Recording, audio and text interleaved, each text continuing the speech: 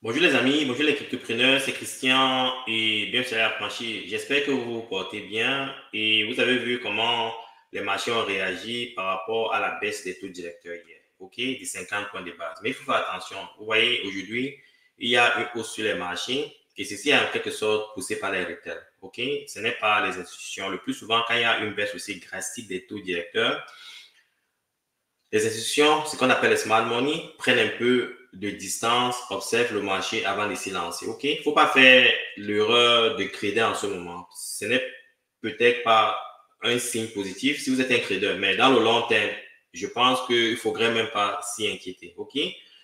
Le beau rond stratosphérique est en gestation. OK? Et quand ça va exploser, les gars, direction Uranus, j'ai pas de doute par rapport à ça. Je suis de plus en plus positif par rapport au beau rond. Vraiment, vraiment positif. OK? Je vais couvrir rapidement, en passant, je vais couvrir quelque chose rapidement. Ça concerne en quelque sorte l'immigration. J'ai un peu parlé de l'immigration canadienne hier et j'ai reçu euh, certains messages positifs, certains messages d'attaque où les gens disent, bon, si c'est pas bien au Canada, qu'est-ce que j'ai fait au Canada? Ça fait environ 22 ans, un peu plus de 22 ans que je vis au Canada et je suis maintenant, en quelque sorte, je peux dire 80% au Canada et 20% dans mon pays d'origine, le Cameroun. Et je fais des va-et-vient parce que je me suis préparé pour ma retraite. Je vais passer ma retraite au Cameroun. Je n'ai pas de doute par rapport à ça. Et ma retraite, ce n'est pas pour longtemps, les gars. C'est pour bientôt. OK? Et pour ces raisons, je m'y suis préparé depuis. J'avais mon plan, une stratégie, je l'ai adopté et je suis prêt pour le retour au Cameroun parce que les bases sont déjà faites. OK? Ma maison est déjà construite. Euh, Personne n'y habite sauf le gardien. OK? Ça, c'est mon, mon, mon, mon Éden, OK? Où quand je vais, j'ai toute la paix que je veux, la tranquillité que je veux. Oh. Donc, je me suis préparé. Et l'une des façons de me préparer a été le secours des crypto-monnaies. OK? Et je suis très satisfait de ça. Mais néanmoins, je vais parler de l'immigration. OK? Il y a environ 3 ans, 3, 4 ans, le Parti libéral au Canada a voulu accentuer, du moins, je crois que la population canadienne. Et aussi, pour pallier au déficit de la main-d'œuvre, il fallait faire venir des nouveaux immigrants, des travailleurs et même les visiteurs avaient droit au travail. Ça veut dire que si vous étiez visiteur, vous pouvez travailler. OK? Il y a environ 4 ans, il y avait ce besoin-là parce qu'avec le Covid, avec le Covid, plusieurs personnes ont pris leur retraite, premièrement. Deuxièmement, avec le Covid, certaines personnes sont mortes, OK? Et troisièmement, euh, il y avait en quelque sorte un problème de logistique. Il n'y avait pas assez de création de services, il n'y avait pas assez de création de commodities. Et il fallait qu'on fasse venir cette main-d'œuvre-là pour accélérer ce truc-là, pour pouvoir relancer la logistique. Donc, c'était justifié qu'on fasse venir de la main-d'œuvre étrangère pour le faire. Et c'est ce qui a été fait. Beaucoup de personnes sont arrivées et pendant cette période-là, quand les gens venaient, ces personnes trouvaient le travail parce qu'il y avait vraiment besoin du travail. Quand vous marchez un peu partout, vous voyez des signes, euh, euh, des signes d'offres d'emploi, OK? Et les gens trouvaient le boulot facilement. Mais le truc, ce qui s'est passé, c'est que depuis la dernière année, nous sommes dans une période de crise, OK? Et le taux de chômage commence à augmenter. Et ceux qui sont venus pour chercher du boulot, comme ça, perdent leur boulot, OK? Et les nouveaux immigrants arrivent, ils ne parviennent pas à trouver le boulot. L'une des difficultés, il y a au moins 7 personnes qui m'ont déjà écrit depuis le Cameroun pour demander l'aide. Ça veut dire qu'il y a certains, avant de venir, ils essaient de trouver un logement. Ils ne parviennent pas à trouver un logement. Premièrement, parce que il y a un déficit de logement. C'est la raison pour laquelle le gouvernement canadien a sorti une loi il y a quelques jours disant qu'ils vont réduire le nombre d'étudiants internationaux de 10%. Et ils vont continuer à réduire jusqu'à ce qu'ils atteignent le seuil optimal. OK? Et aussi, au niveau de l'immigration permanente, OK, des permanent residents, ils ont décidé qu'ils vont réduire le nombre de demandes pour la résidence permanente à l'étranger. OK?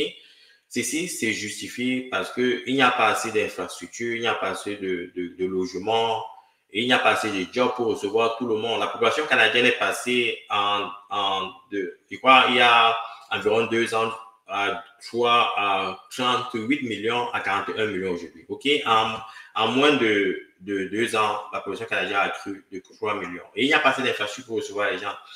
Donc, si vous êtes en Afrique, OK, et que vous voulez immigrer au Canada, c'est une très bonne chose. C'est un très bon pays, les gars. Les opportunités sont immenses. J'ai vécu en Europe et quand je me baladais en Europe, surtout au Danemark, on me rappelait que j'étais étranger. OK, depuis que je suis venu au Canada, c'est comme si je suis à la maison. Je suis à la maison. Je ne me sens pas comme étranger parce que tous ceux qui sont autour de moi sont des étrangers. Et je me sens confortable parce qu'il n'y a pas ces regards xénophobes qui te disent tout le temps, tu rentres chez toi quand. C'était un peu le cas au Danemark. Et j'ai eu des bonnes expériences au Danemark. Je ne me plains pas du Danemark. Le Danemark m'a beaucoup fait. C'est juste ce regard-là. Et si vous n'allez pas vivre ce regard-là, OK? C'est l'une des premières des choses. La deuxième des choses, c'est que les opportunités sont immenses, OK? Mais il faut, en quittant le Cameroun, si vous êtes une personne déjà âgée, vous n'avez que quarantaine, n'avez que cinquantaine, il faut vous attendre à des difficultés. Il faut d'abord vous rassurer que vous avez un logement, OK? Il y a des personnes qui viennent, qui n'ont pas de logement, qui vivent chez d'autres personnes qui les ont reçues. Après 1, 2 semaines, 3 semaines, ça commence à créer des problèmes parce que l'économie est difficile. La personne qui vous reçoit peut-être s'occupe de vous. La personne n'a pas assez d'espace parce que la personne a des enfants. Vous occupez la chambre de leurs enfants. Vous faites 2, 3, 4 mois. Ça commence à créer des conflits. C'est l'une des premières des choses. Donc, et la deuxième, c'est quand vous venez, pour pouvoir avoir un logement, ils vont vous demander d'abord de prouver que vous bossez. OK? Et ils vont vous demander ce qu'on appelle votre crédit score, votre score de crédit pour vérifier si vous êtes quelqu'un de crédible, si vous payez vos crus. Vous débarquez, vous n'avez pas tous ces éléments-là, vous n'avez pas de logement. Le système, parce que les logements, le plus souvent, sont offerts par des personnes privées. Donc, le gouvernement ne les oblige pas à vous donner les logements. Donc, les personnes doivent protéger les investissements. Donc, si vous n'avez pas ces éléments-là, vous n'avez pas de logement. OK? Donc, le logement, c'est le problème, le boulot, c'est le problème en ce moment. Donc, en venant, il faut vous préparer parce qu'il y aura des individus qui sont directeurs d'entreprise au Cameroun, des personnes qui ont des boulots stables. Je dis en Afrique en général, des personnes qui ont des boulots stables, qui quittent leur boulot, qui abandonnent tout et viennent recommencer. OK? Les choses ont beaucoup changé. Les choses ont beaucoup changé depuis que je suis ici. C'est toujours un très beau pays, mais c'est devenu plus complexe, plus compliqué. Donc, en venant, ce qui est une bonne chose, il faut vous préparer mentalement. OK? C'est ce que je voulais partager avec vous. C'est un très bon pays. Il faut venir. Je ne dis pas qu'il ne faut pas venir. Ce que je veux dire, c'est que il faut vous préparer mentalement parce que c'est pas facile comme certaines personnes le font croire. Que ce soit en France, que ce soit partout où vous partez comme immigrant, rien n'est facile, les gars. Rien n'est facile. C'est un combat. Donc, si vous venez avec cette mentalité de combattant, oui, vous allez vous sortir. Si vous préparez à faire face à des difficultés, oui, il faut faire face à ces difficultés. Mais si vous croyez que c'est l'Eldorado où on trouve tout facilement, les gars, vous allez vous faire niquer. OK? Donc, faites attention. C'est pour répondre à ces critiques-là. Bon, maintenant, on va parler des cryptos, les gars. On va parler des cryptos. OK? Bon, je vais commencer d'abord par les prédictions. OK? Je vais changer un peu l'approche aujourd'hui. Je vais commencer par les prédictions. Plan B. OK? On va d'abord lancer plan B. Après, je vais toucher Red Capital. Après, toucher Nesta. Après, toucher Bitcoin Magazine. Après, toucher H Crypto. OK? Bon, vous voyez, c'est que plan B dit 6,000 is the new 10,000, OK? Et a matter of time before it explodes upward, OK? Donc, si vous regardez bien, je vous ai déjà parlé du stock to flow model, OK? Et dans le stock to flow model de plan B, si vous regardez un peu les différents bull runs qui se sont passés, qui ont eu lieu dans le passé, vous voyez par exemple, le bull run 2015-2017, il y avait cette période d'accumulation et subitement, après le halving et après, on a eu ce bull-ci, OK? Nous sommes dans cette phase où il y a accumulation, il y a des baisses, et puis subitement, les points rouges qui représentent une prédiction des prix, et puis subitement, boum, OK? Nous sommes dans cette même phase-là en ce moment. C'est juste une question de temps. Quand je vous dis que c'est une question de temps, les gars, d'ici décembre, là, OK, j'estime que le Bitcoin sera à 100 000. Un peu ce qu'estime plan B, OK? C'est pour ça que je vous dis que c'est une question de patience. Et aussi, j'insiste, et aussi, bon, pour ceux qui investissent dans les shitcoins qui sont passionnés des shitcoins, tout explose pendant le bull run. OK? Je ne dis pas que de ne pas investir dans les shitcoins. Ce que je veux dire, c'est qu'il faut se mettre prudent, savoir quand sortir. OK? Parce que pendant le bull run, tout explose.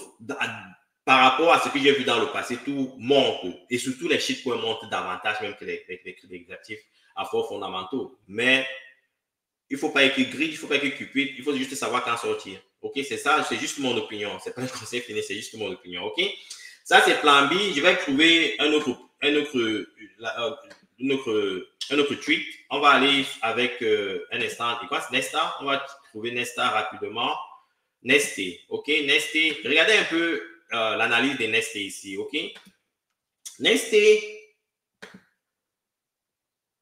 Nesté compare les différents bourrons. Ça, c'est quoi? Ça, c'est le bourron. Il n'a pas mis la date, mais quoi? Ça, c'est le bourron de 2017.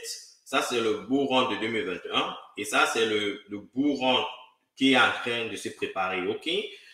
Je vais dire le bourron qui va nous amener sur Uranus. Parce que ces bourrons-ci nous ont amené sur la Lune. Les deux derniers bourrons. Bon, le bourron, ça, c'est Uranus, les gars. Ça veut dire que ça, on va traverser la Lune, le monde, avec une de ces vitesses pour arriver sur Uranus, les gars. OK? Donc, en ce qui concerne ce bourron, vous voyez, il y a toute cette période d'accumulation, réaccumulation, accumulation, réaccumulation. Et ce fut le cas en 2015, 2016, 2017. Et il y a cette période, et nous sommes en 2024 dans cette phase-là. OK? Nous sommes maintenant en train de break vers la période du bull. OK? Encore, c'est une question de temps. Tout est en gestation. La majorité des analystes partagent en quelque sorte le même point de vue. Nous allons, je vais partager beaucoup de choses parce que les gars, je sais que vous avez été vraiment patients et comme je vous ai dit, la patience, c'est ça qui crée de la richesse. Je vais essayer de vous stimuler davantage, OK? Je sais que vous aimez quand je vous stimule, OK? On va aller maintenant voir Rec Capital, OK? Rec Capital a la même approche. Vous voyez un peu ici, Rec Capital parle de la période d'accumulation de 2016. Et puis, il y a le bull. Et puis, nous sommes à cette phase en 2020, même chose. Et puis, il y a le bull. Nous sommes à cette phase-là en ce moment. OK? Réaccumulation. Et puis, boum! OK? Uranus. OK? Les données commencent à diverger, OK? À converger vers le bull run. Je vais toucher autre chose. Un instant, les amis. Je vais partager. Je pense que c'est qui cette fois-ci, un instant. On a parlé de Rec Capital, Nesté, Plan B. Et on va un peu toucher H-Crypto. OK? Juste, on va regarder un peu ce que H-Crypto dit ici. Vous voyez, par exemple, les bonnes nouvelles. Le gouvernement de Louisiane accepte les bitcoins comme moyen de paiement. OK? Donc, ça veut dire que l'adoption est déjà là, les gars. L'adoption se fait depuis à travers les gouvernements. Je vais maintenant conclure avec Bitcoin Magazine. Je vais trouver Bitcoin Magazine. Merci pour votre patience. Un instant, Bitcoin Magazine.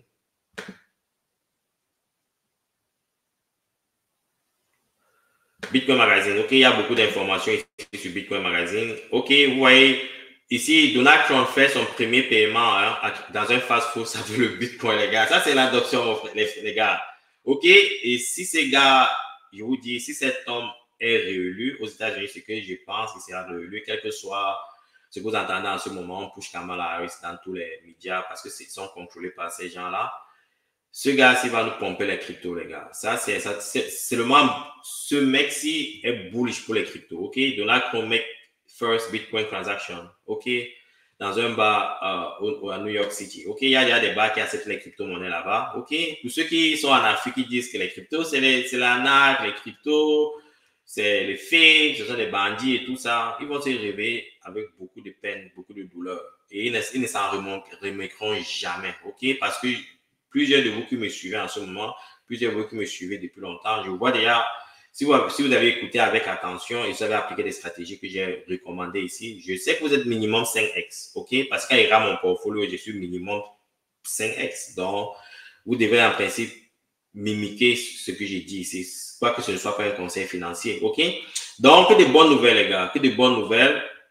Avec la sortie de la fête hier, ça signale en quelque sorte une période d'expansion. Nous avons vécu pendant les 3 dernières années ce qu'on appelle une période de restriction où le taux d'inflation explosait et il fallait que la Fed prenne des décisions drastiques pour pallier à ce phénomène d'inflation. OK?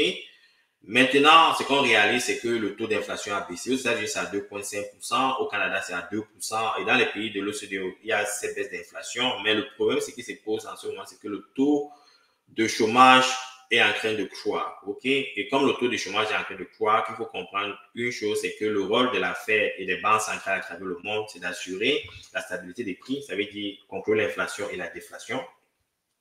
Aussi, de s'assurer du plein emploi. OK? Le plein emploi, c'est quand nous sommes à environ 3% de chômage. OK? Donc, ce n'est plus le cas aux États-Unis. Nous sommes à 4,3% aux États-Unis. Au Canada, nous sommes à 6,6% pour des individus qui sont ici depuis longtemps. Et pour les nouveaux immigrants, comme j'ai parlé tout à l'heure, c'est à 20%. Donc, 20% des personnes qui arrivent comme immigrants ne trouvent pas d'emploi. Et maintenant, pour les jeunes diplômés au Canada, on estime dans certaines provinces que c'est à environ 11 à 15%. OK? Donc, c'est un peu difficile. Et maintenant, la Fed a pour devoir de s'assurer que on relance l'économie. Et en relançant l'économie, ça doit absolument pousser l'emploi. OK? Et pour relancer l'économie, il faut faciliter l'accès au crédit. Il faut que des individus puissent consommer. Il faut que des entreprises puissent créer de la valeur en créant des produits, en créant des services pour que des individus comme vous et moi venions consommer. Donc, il faut qu'il y ait de la liquidité pour que ça se passe. Et quand il y a de la liquidité, des personnes vont consommer certainement. Il y a certaines personnes qui vont épargner. Il y a certaines personnes qui vont investir. Et ceux qui vont investir, certainement, iront dans des actifs à haut risque comme les crypto-monnaies. Et aussi, il faut comprendre que pendant la période d'expansion, comme il y a une circulation massive de l'argent, le dollar, en quelque sorte, se dévalue rapidement parce qu'il y a trop de liquidités. C'est pour ça que certaines personnes se réfugient sur certains biens, par exemple comme l'immobilier, pour se protéger de la dévaluation de ces monnaies-là. Donc, il y a une corrélation macroéconomique et microéconomique qu'il faut comprendre et savoir. C'est pour ça qu'à certains moments, il faut savoir quand entrer, quand sortir. Donc, si vous entrez dans les crypto-monnaies, il ne faut pas demeurer là longtemps. À moins que vous ayez une vision vraiment sur un temps, c'est pour ça qu'il faut prendre vos profits parce que la majorité des actifs dans lesquels vous allez vous retrouver mourront. OK? Et il ne faut pas avoir peut-être 500 000, 1 million dans certains actifs. Et puis, subitement, vous croyez que vous allez vous laisser, vous dites que non, ça va aller, avec ça, vous irez sur Uranus certainement. Et puis, subitement, vous rêvez un jour, le million de dollars devient 1000 dollars. Ça, il y a eu des cas comme ça et souvent, ça va à zéro. OK? Donc, c'est pour ça qu'il faut avoir une stratégie, d'ancrer une stratégie sortie. OK? J'ai déjà créé des vidéos sur ça. Si j'ai le temps, j'y reviendrai sur ça. OK? Il faut faire attention. OK? Tout ce que vous voyez là, tous les chiffres que vous avez dans votre téléphone, vous regardez, vous voyez certaines sommes. Oh, j'ai gagné, j'ai eu 20 X aujourd'hui, j'ai eu 10 X aujourd'hui. C'est juste des chiffres et des nombres écrits quelque part. OK? Tant que vous n'avez pas matérialisé ça, ça veut dire que sortir cet argent, acheter par exemple de l'immobilier que vous pouvez toucher là. Ça va rester juste des illusions, OK? La réalité, c'est ce que vous touchez, OK? Par exemple, pas forcément, ça peut être digital. Le Bitcoin, c'est quelque chose de réel. C'est quelque chose que je pense et aura un impact à long terme parce que je comprends les finances, les transactions, la complexité autour de ça. Donc, si j'ai mes Bitcoins, je suis tranquille parce que je sais que non, ça ira à 1 million, OK? Mais si vous avez Baby Doge, parce que les gens me provoquent dans le groupe WhatsApp, ils disent, oh, ceux qui critiquent le Baby Doge, là, qu'est-ce que vous avez? Parce que le Baby Doge a fait presque 100%. OK, CKB a fait un 100% récemment. Donc, les gens titillent, disent, oh oui, ça peut aller à zéro. OK, ça peut aller à zéro. Okay. Donc, si vous faites vos profits, il faut prendre vos profits, les gars. Ne restez pas dans l'illusion. OK, parce que vous allez vous réveiller avec beaucoup de dollars. OK, bon, maintenant, nous allons couvrir d'autres éléments de l'actualité. Un instant, je vais aller sur CoinGecko rapidement. CoinGecko.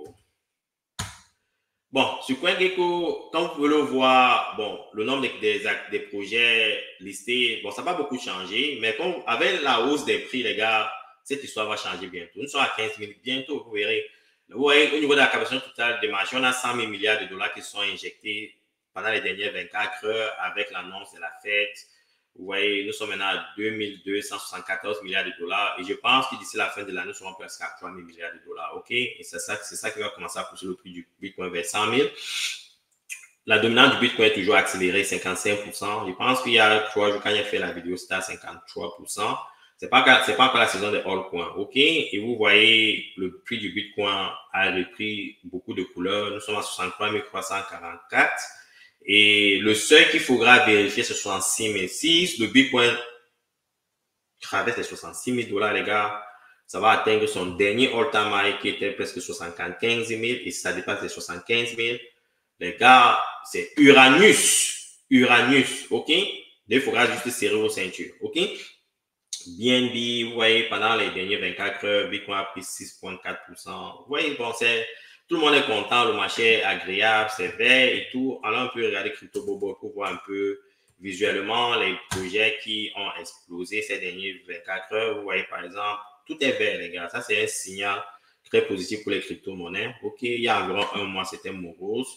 Mais il y a certains actifs qui se comportaient bien. Bon, c'est un peu ça la tendance. Tout le monde est content, tout a l'air d'aller bien. Alors, regardez un peu le sentiment sur le marché.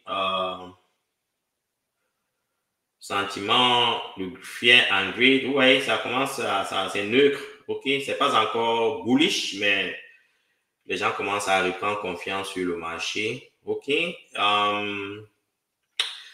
Maintenant, allons regarder un peu Coindex pour voir quelques actualités. On y arrive, les gars. Oh, bon, je vous ai montré que Trump a acheté son burger, OK, dans un New York, dans un bar à New York, OK, avec le Bitcoin. OK, ça, c'était le premier président au monde à le faire. Et quoi d'autre ici, on peut noter. Bon, en quelque sorte, ça, l'information, les gars, j'ai couvert ce que je devais faire. Nous sommes à plus de 20 minutes. Je vais arrêter là. OK, donc, c'est ce qu'il y avait à montrer aujourd'hui. Tout est bullish, les gars, OK? Et toujours la patience. Il faut être patient. La patience aide, les gars. Et surtout, comme je vous le dis, surtout pour les nouveaux, il faut rester sur des actifs à forts fondamentaux. OK? Un actif à fort fondamental, ce n'est pas un actif qui est déjà existant. Hein. Vous pouvez faire des recherches, vos recherches, identifier des projets qui essaient de résoudre, OK, un problème crucial dont la solution n'existe pas encore. OK? Et vous y mettez très tôt. OK, il y a des personnes qui ont identifié Solana il y a 6 ans qui sont multimillionnaires aujourd'hui. Il y a des personnes qui ont identifié Ethereum il y a plus de 10 ans qui sont extrêmement riches aujourd'hui. Personne ne savait qu'Ethereum pouvait résoudre des problèmes de conditions aujourd'hui, mais à travers leurs recherches, leurs convictions, ils s'y sont mis et puis leur vie a changé. OK, donc il faut faire beaucoup de recherches. L'opportunité est immense. OK, l'opportunité est immense. Et moi, et si vous avez des ambitions, je pense que les crypto-monnaies sont un moyen de collecter les fonds pour pouvoir vous lancer à travers ces ambitions-là. OK?